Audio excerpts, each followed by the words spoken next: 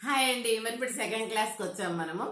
మరి ఇదివరకు నేను చలనచిత్రాల వల్ల సమాజం లోపల మరి అప్పుడు ఏ రకంగా ఉండే 50 ఏళ్ల కిందట ఆ సినిమాలు సమాజానికి ఎలా ఉపయోగపడేటివి, జీవన విధానానికి, మరి ఆ యొక్క కష్టజీవులకు, తర్వాత జనపదులకు ఏ రకంగా ఉపయోగపడిందో చెప్పుకున్నాం. మరి ఇవాళటి సినిమాలు ఎట్లా ఉన్నాయి?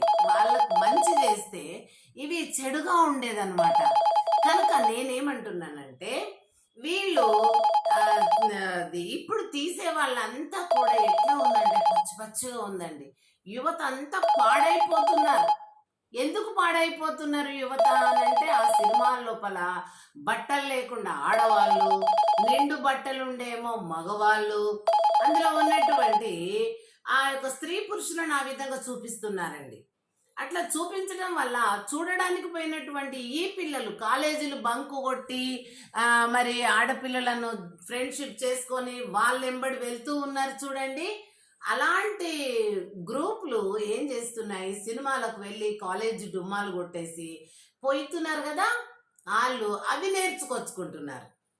అప్పుడు ఏమైతుంది, అక్కడున్న వేషాధరణ స్లీవ్లెస్లు కానీ, ఆ పొట్టి నిక్కర్లు కానీ, ఆ ఏంటి ఆడవాళ్ళు అందవికారంగా. మేము చిన్నగా ఉన్నప్పుడు జ్యోతి లక్ష్మి చీర కట్టింది, చీరకే సిగ్గేసింది అని పాట పాడుకుంటుంటాం మేము. అంటే ఆమె ఎప్పుడు చీర కట్టను, ఆమె చీర కట్టిందంటే చీరనే సిగ్గుపడిందంట, నువ్వు ఎన్నడు కట్టని చీర ఎందుకని.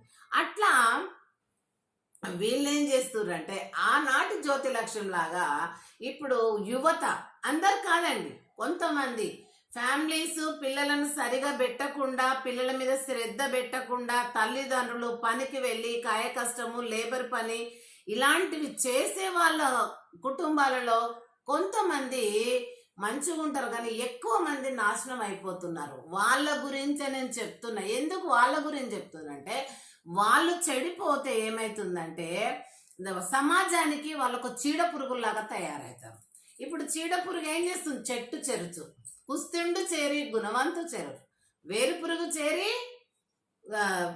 ఏం చేస్తుంది, రూట్స్ను కట్ చేస్తుంది.